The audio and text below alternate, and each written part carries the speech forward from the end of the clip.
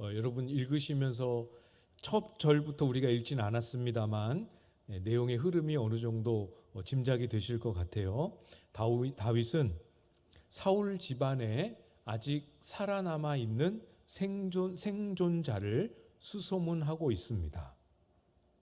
살아남은 사울의 후손을 찾고 있는 거죠. 왜 찾을까요? 선대 왕은 죽었습니다. 그 뒤를 이어서 다윗이 새 왕으로 이스라엘에 세워졌습니다. 그러니까 새롭게 세워진 왕이 선대 가문에, 선대 왕의 집안에 생존자를 찾는다. 우리의 상식에서는 한 가지 이유밖에 생각하기 어렵겠죠?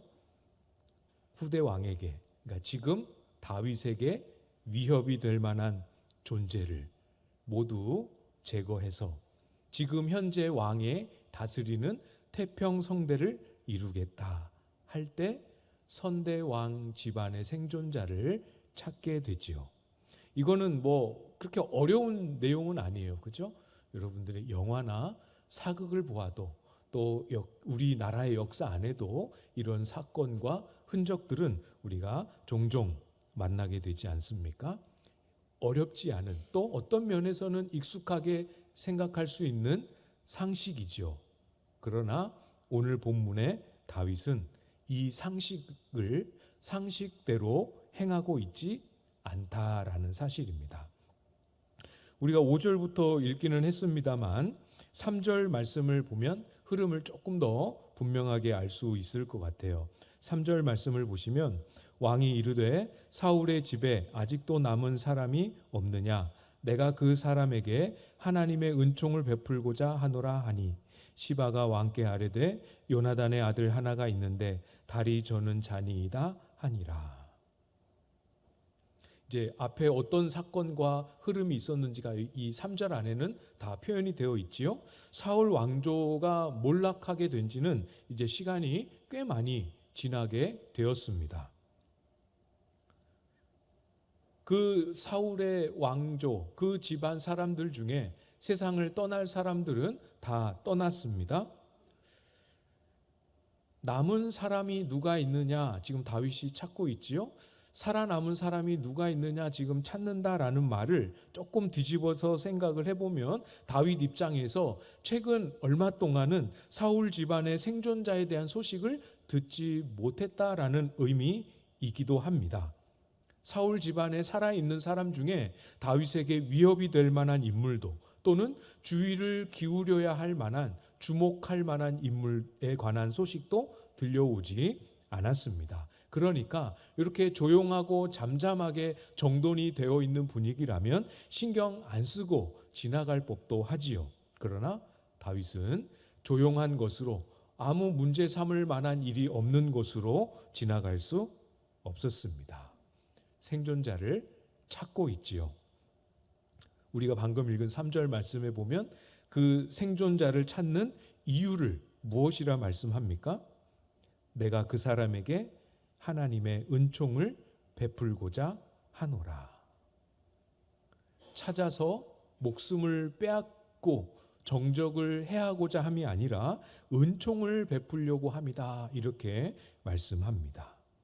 다윗은 은총을 베풀어야 한다 하는 부담감이 있었습니다. 여기서 은총이라고 번역된 이 단어는 헤세드라는 말이죠. 들어본 적 있으시죠? 헤세드. 언약 관계 안에서 언약을 맺은 상대방에게 끝까지 그를 책임지고자 하는 사랑입니다. 그래서 인자함, 또 사랑이라는 단어로도 번역이 되지요. 이것을 행해야 한다라는 부담을 갖고 있는 거죠. 언약적 사랑이라고도 표현할 수 있습니다. 그러니까 오늘 본문에서 다윗이 이 시점에서 기억하고 지키고 싶어 했었던 언약, 그것은 바로 요나단과 아주 오래전에 요나단 살아있을 때 그와 맺은 언약을 기억하고 있는 겁니다. 사무엘상 20장 15절 말씀에 보면 다윗과 요나단이 언약을 맺게 될 때 오늘 본문과 직접적으로 관련된 언급이 그 언약 내용 중에 있었습니다. 요나단이 이렇게 말하는데요. 여호와께서 너 다윗의 대적들을 지면에서 다 끊어버리신 때에도 너는 내 인자함을 내 집에서 영원히 끊어버리지 말라 하고. 인자함이라는 단어가 귀에 혹시 들어오셨습니까? 똑같은 헤세드라는 단어입니다. 딱 오늘 본문의 상황과 딱 맞는 약속의 말씀이지요. 요나단 아들을 생각하고 행방을 찾고 있습니다. 이 언약을 기억하고 이 언약을 지키는 사랑을 행하기 위하여 요나단의 아들의 행방을 찾고 있는 거죠. 다윗이 의리가 많은 사람이어서가 아닙니다. 옛정을 잊지 못하고 오래도록 마음에 간직하는 다정한 사람이어서가 아닙니다. 이런 행동을 자주자주 할 만한 기질을 가진 사람도 아닙니다. 아닙니다. 3절 말씀을 다시 보시면 사울의 집에 남은 사람을 찾으려는 다윗의 마음, 그 마음은 무엇입니까? 하나님의 은총을 베풀고 싶은 마음입니다. 기질이나 다윗의 성정이 아니지요. 하나님의 은총 때문입니다. 요나단이 자기에게 베풀어준 은총 이렇게 표현하지 않고 하나님의 은총 이렇게 표현했지요. 다윗은 잊지 않고 잘 알고 있었습니다. 요나단이 함께 있었던 그 시절에 다윗을 그렇게 친형제처럼 보호해주고 사랑해 주었지요. 그것은 요나단의 사랑이기도 하지만 하나님이 요나단을 통하여 다윗에게 베푸시는 사랑이다라는 것을 다윗은 알고 있었습니다. 영적인 의미에서 그렇게 척박한 믿음을 다 잃어버릴 수도 있는 위태로운 광야를 지날 때 하나님은 요나단을 통하여서 요나단이 행해주는 그 믿음의 고백을 통하여서 다윗을 격려하시고 다윗을 붙잡아 주셨다라는 사실을 알고 있었던 거죠. 요나단이 다윗에게 행해준 사랑이지만 하나님이 요나단을 통하여 다윗을 사랑하셨구나 하는 것을 다윗은 알고 있었습니다. 그래서 요나단의 은총 이렇게 하지 않고 하나님의 은총 이렇게 고백하고 있는 거지요. 그러니까 다윗이 지금 이 시점에 와서도 잊지 않고 요나단과의 언약을 기억하고 지키려고 하는 것, 그것은 하나님이 나에게 주신 그 사랑을 빚진 마음을 가지고 있고 하나님이 나에게 주신 그 사랑을 이제 다시 그 약속에 따라 누군가에게 흘려보내는 일이었습니다. 약속을 지키는 것 이상의 의미가 그 속에는 담겨 있는 것이지요. 하나님의 은총을 흘려보내는 일입니다. 여러분, 교회는 하나님이 주시는 사랑을 이처럼 다윗처럼 흘려보내는 일을 할 줄 알아야 합니다. 흘려보내야 합니다. 계속해서 물이 높은 곳에서 낮은 곳으로 흐르는 것처럼 계속해서 흘려보내야 합니다. 그래야 교회가 공동체가 건강하게 움직이고 살아 숨쉴 수 있는 것이죠. 교회 안에서는 사람을 대하는 태도, 사람을 바라보고 사람을 대하는 방식이 세상과 닮아가면 안 됩니다. 세상은 사람을 어떻게 대합니까? 세상은 사람을 사랑할 대상으로 여기지 않습니다. 어떤 사람에 대해서는 경쟁의 대상으로 여기지요. 꼭 이겨야만 하는 대상으로 생각합니다. 어떨 때에는 내가 극복하고 딛고 넘어가야 할 장애물로 여기게 만들기도 합니다. 또 때로는 나의 이익을 극대화하기 위해서 적절하게 활용하고 이용해야 할 기회로 보기도 합니다. 사회생활 경험하시면서 그런 순간들 많이 겪어보시지 않았습니까? 때로는 내가 세상으로부터 그런 시선을 받으면서 적잖이 실망과 상처를 경험한 적도 있으시리라 생각이 됩니다. 밖에서야 어떠하든 여러분, 교회는 그러면 안 되지요. 교회 안에서, 여기서 지금 함께 예배하는 우리 서로를 바라보고 서로를 만나고 할 때에는 이 관계는, 이 사람들은 절대로 나를 위한 사람들, 나를 위한 관계가 아니다 하는 것을 마음에 잘 기억하셔야 합니다. 교회는, 성경이 교회는 무엇이라고 가르쳐주고 있습니까? 그리스도를 머리로 한 하나의 몸이라고 가르치고 있습니다. 그리스도를 머리로 한 하나의 몸입니다. 서로 한 몸입니다. 그렇기 때문에 나를 위하지 않습니다. 그렇죠? 온 몸의 지체와 모든 오장육부와 신체의 기관이 자기를 위해 일하지 않고 몸의 유익을 위해 협력하는 것처럼 교회는 나를 위하여 하지 않습니다. 그렇죠?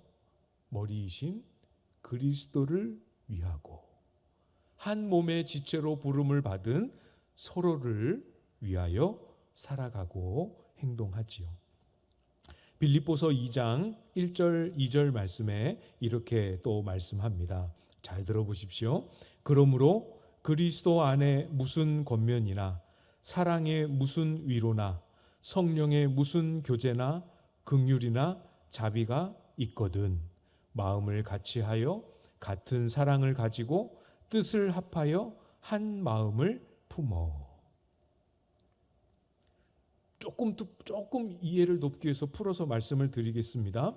여러분에게 그리스도 안에서 어떤 종류나 형태의 권면이 있든지 아니면 그리스도 안에서 어떤 종류의 사랑의 위로가 있든지 아니면 어떤 종류의 성령의 교제나 긍휼이나 자비가 주어졌다면 그리스도 안에서 그거를 받고 누리셨다면 그것을 나를 위한 것으로 삼지 말고 나의 자랑 삼지도 말고 그것을 재료로 삼아 도구와 통로로 삼아서 다른 지체들과 마음을 같이 할 수 있는 일을 위하여 사용하고 같은 사랑을 품는 일을 위하여 허비하고 뜻을 합하는 일에 쓰라라고 성경은 가르치고 있습니다.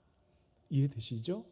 나를 위하는 게 아니고 어떤 은혜를 주셔도 서로를 위하여, 어떤 유익을 주셔도 주를 위하여 쓸 줄 아는 것이지요. 오늘 본문에 다시 다윗과 무비보셋에게로 돌아와 보도록 하겠습니다. 7절 말씀을 보시면 다윗이 그에게 이르되 무서워하지 말라. 내가 반드시 내 아버지 요나단으로 말미암아 내게 은총을 베풀리라. 내가 내 할아버지 사울의 모든 밭을 다 내게 도로 주겠고 또 너는 항상 내 상에서 떡을 먹을지니라 하니. 제일 처음에 무비보셋을 향하여 무서워하지 말라 이렇게 말하고 있지요. 딱 맞습니다. 지금 이 상황은 무비보셋이 정말 두려움과 무서움에 떨만한 그런 상황이지요. 왜 무섭고 왜 두렵겠습니까? 서두에 한번 말씀을 드렸죠. 선대왕, 죽은 선대왕의 후손인 무비보셋 자신은 지금 현재의 왕인 다윗의 적일 수밖에 없습니다. 그러니까 그 꼭꼭 숨어있던 자신을 다리도 절고 있어서 행동도 불편한 그래서 전혀 위협이 되지 못하는 자기 자신을 이렇게 찾아내었다라는 것은 이제 나도 죽겠구나 이렇게 생각할 만한 상황이요 시점인 것이죠. 그러니까 사실은 무비보셋 스스로를 세상의 가치로 바라보고 있죠. 상식의 기준으로 다윗의 행동을 해석하고 있습니다. 자기를 죽이기 위해 불렀고 자기는 이제 죽은 목숨이라고 틀림없이 그렇게 생각했을 것입니다. 그러나 그것이 아니죠. 다윗이 어떻게 합니까? 은총을 베풀 것임을 먼저 선포합니다. 은총을 베풀 것이다 라고 선포함으로 무비보셋을 그 죽음과 또 두려움에서 건져냅니다.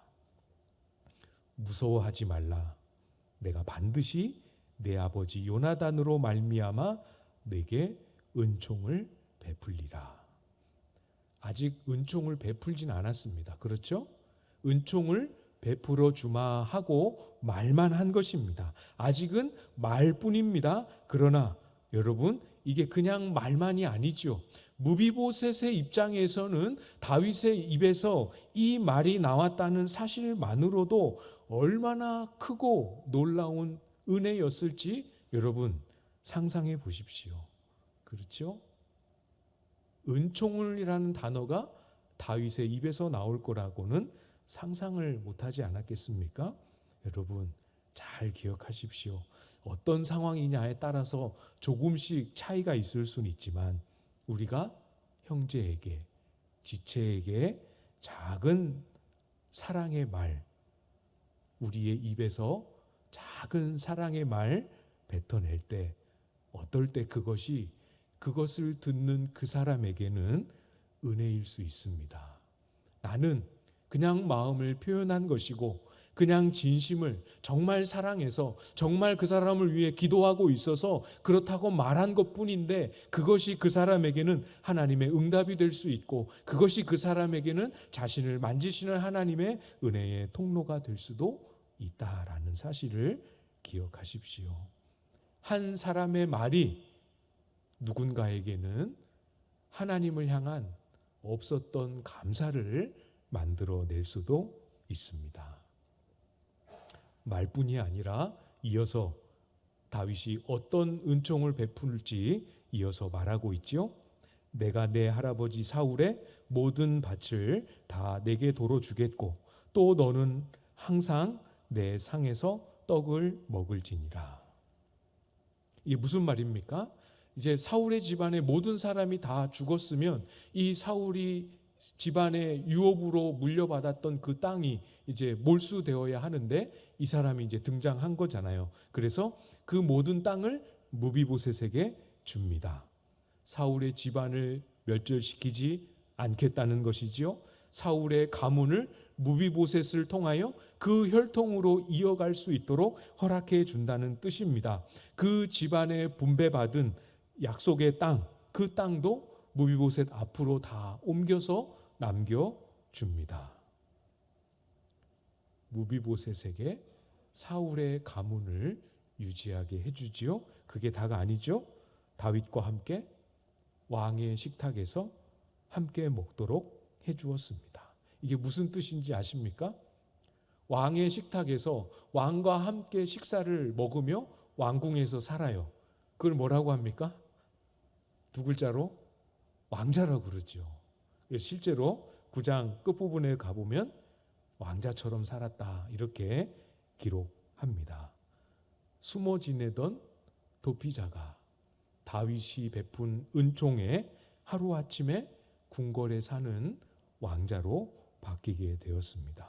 여러분, 다윗은 왕입니다. 한 나라의 왕입니다. 그때 당시에 이스라엘의 최고의 권력과 최고의 부를 가진 사람이었습니다. 그러니까 왕의 식탁에 무비보셋 한 사람 더 들어온다고 경제적인 손실이 생기거나 이것을 금전적인 가치로 따져서 계산을 해야 할 정도는 아닙니다. 있으나 없으나 사실은 큰 차이는 없지 않겠습니까?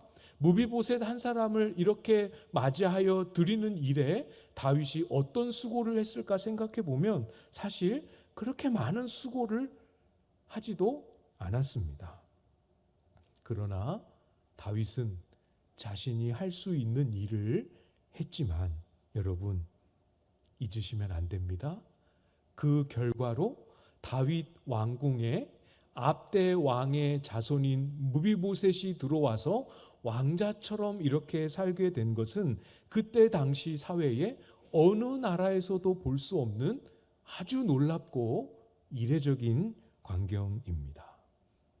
하나님의 은총을 베풀려 했던 다윗의 이 다윗 입장에서의 작은 행동은 이스라엘을 정말 하나님이 다스리시는 하나님 나라다운 모습으로 바꾸어 놓았지요.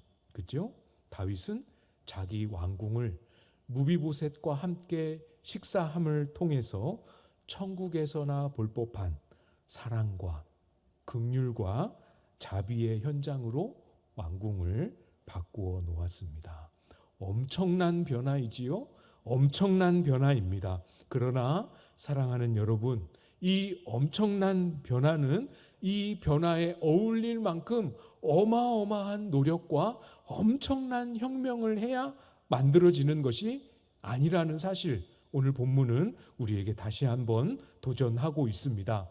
엄청난 혁명이 필요한 것이 아니고 한 가지, 그게 무엇입니까? 하나님께로부터 받은 은총을 기억하고 그것을 잊어버리지 않는 빚진 자의 마음. 나는 받았는데 이 받은 걸 누구에게 흘려보낼까 하는 빚진 자의 마음이지요. 이 마음을 놓치지 않고 중단하지 않고 이 마음을, 이 주신 은혜를 흘려보내기 위해 누구에게 줄까 그 사람을 찾고 그 사람을 발견할 때 나에게 주신 것을 나누어 주는 일, 이것이 교회를, 우리의 관계를, 공동체를 새롭게 빚어가는 길입니다. 다들 잘 아시겠지만 우리 광안제일교회가 올해로 70주년이잖아요. 70년, 70, 교회 설립 이렇게 뒷글자에 몇 주년 할 때 70이라는 숫자를 만나기가 사실 쉽지 않잖아요. 많이 보셨습니까? 저는 매우 드물게 본 것 같은데, 그래서 조금 부담이 됩니다. 어느 날 아침 70살이 다 된 이 교회의 담임 목사로 부임해 왔는데 70주년, 70년 광안제일교회, 그 70주년에 걸맞는 뭔가를 이렇게 해야 할 것 같은 부담감과 책임감. 70년의 이 세월 결코 작지 않지요. 여기 계신 모든 분들이 70년의 세월을 다 공유하지는 못하셨잖아요. 그렇죠? 공유할 수도 없습니다. 그러나 여러분, 하나님께서 광안제일교회를 세우시고 70년의 세월 동안 보이게 보이지 않게, 알게 모르게 얼마나 많은 은혜를 우리 안에 부어주셨습니까? 그 은혜의 열매가 70년의 세월을 차곡차곡 우리 안에 쌓여져 왔습니다. 그 은혜의 열매가 저는 확신하건대 여러분의 삶 속에서 서로가 서로를 대하는 섬김 속에서 돌보고 서로를 사랑하고 서로를 섬기는 모습으로 맺혀지고 있다. 이렇게 저는 확신하고 있습니다. 누가 아프다 소식 들리면 얼른 찾아가시고, 저보다도, 담임 목사인 저보다도 더 빨리 찾아가시고, 반찬해서 음식 밥 못 먹을까 봐 반찬해서 싸들고 찾아가시고, 살피고 챙겨주고, 때로는 가족이 옆에 없으니까 대신, 가족 대신 부축해서 병원에 모시고 다녀오시고, 다 들리더라고요. 그런 모습, 그런 사랑, 그런 수고로 70년의 세월 동안 우리 공동체에 주신 은혜가 차곡차곡 쌓인 이 열매가 여러분의 삶에, 서로의 관계 속에 맺혀지고 있는 것이죠. 이거 끊어지면 안 됩니다. 정말 소중하고 귀한 유산이지요. 끊어지지 않을 뿐만 아니라 더 큰 사랑으로 점차로 연수와 세월이 더해갈수록 더 크고 넓은 사랑으로 확산되어 갈 수 있게 되기를, 그런 은혜를 부어주시기를 소망합니다. 다윗이 무비보셋을 찾았듯이 여러분도 여러분이 은총을 베풀어야 할 지체들을 찾으십시오. 찾아다녀 주십시오. 공동체의 구석구석을 살펴주십시오. 목자가 99마리의 양을 들판에 내버려 두고 잃어버린 한 마리의 양을 찾아 돌아다니는 것과 똑같이 우리가 섬겨야 할 그 영혼들을 살피고 찾아다녀 주시기를 부탁을 드립니다. 그게 별거 아닌 것 같지만 절대 그렇지 않습니다. 이 일들이 저와 여러분으로 하여금 또 다른 자리에서 하나님의 은혜를 경험하고 고백하게 되지요. 복의 통로로 쓰임을 받게 됩니다. 다윗의 은혜를 입은 무비보셋이 대꾸하고 대답하는 말, 그 말을 한번 보십시오. 8절인데요. 그가 절하여 이르되 이 종이 무엇이기에 왕께서 죽은 개 같은 나를 돌아보시나이까 하니라. 자기를 일컬어 뭐라고 표현합니까?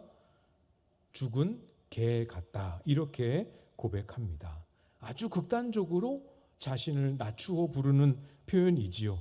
다윗을 통해 받은 이 은혜의 크기를 상식적으로 생각해 보아도 이걸 자기를 이만큼 낮추지 않고는 설명할 수 없을 만큼 크고 감사한 은혜임을 이렇게 표현한 겁니다. 나는 죽은 개와 같은 그런 존재이니까 이런 호의를 받을 자격도 없고 이런 호의가 나에게 합당하지 않다.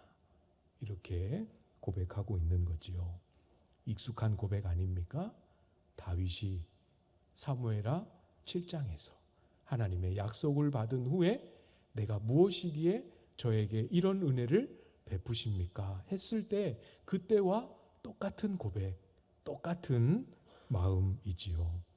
무비보셋은 다윗 한 사람의 은총만 누린 것이 아닙니다. 똑같이 다윗이 요나단의 사랑을 받았을 때 요나단을 사용하시는 하나님의 사랑을 경험한 것과 똑같이 무비보셋은 다윗을 통하여 자기의 절망적인 인생을 만지시고 새롭게 하시는 하나님의 은총을 경험하고 고백하고 있습니다. 여러분, 말 한마디라도 작은 섬김 하나라도 얼마든지 하나님이 이렇게 쓰실 수 있음을 알고 기쁨과 소망으로 기대하는 마음으로 옆에 있는 지체들을 바라보며 섬길 수 있기를 바랍니다. 그것이 말 한마디라 할지라도 사랑으로 연그러진 말이라고 하면 하나님을 향한 감사를 만들어낼 수 있습니다. 작은, 나에게는 별로 중요하지 않은 작은 물질, 작은 시간이라 할지라도 그것이 그 사람에게 적절한 자리에서 쓰이게 될 때 하나님을 향한 정말 놀라운 간증의 고백을 만들어낼 수 있는 것이지요. 다윗이 한 나라의 왕으로서 큰 희생을 치른 것은 아니라 할지라도 그 작은 것이 한 사람의 인생을 이만큼 통째로 바꿀 수 있었다라는 사실을 우리가 기억하기를 바랍니다. 사랑하는 여러분, 하나님의 은총은 하나님이 여러분을 귀하게 여기고 사랑하셔서 여러분에게 주신 것입니다. 그렇지만 일단 그 은총이 나에게 온 이상 그것은 더 이상 이제 나를 위한 것으로만 머물러서는 안 됩니다. 그것이 복음이고 기독교 신앙이지요. 하나님께로부터 그리스도 안에서 어떤 종류와 어떤 내용의 은혜를 누리고 있든지 그것을 섬기고 사랑하는 재료로, 섬기고 사랑하는 일을 위한 재료로 사용하고 허비하십시오. 하나님이 저와 여러분에게 주신 은총은 우리의 품을 떠날 때, 우리의 품을 떠나 다른 사람의 품으로 들어갈 때, 그때 진짜 제대로 된 열매를 맺게 될 것입니다. 이 하나님이 주시는 열매를 소망하며 다윗처럼 무비보셋을 찾고 그 은총 베풀기를 실천하는 저와 여러분들 다 되실 수 있기를 주님의 이름으로 축복합니다.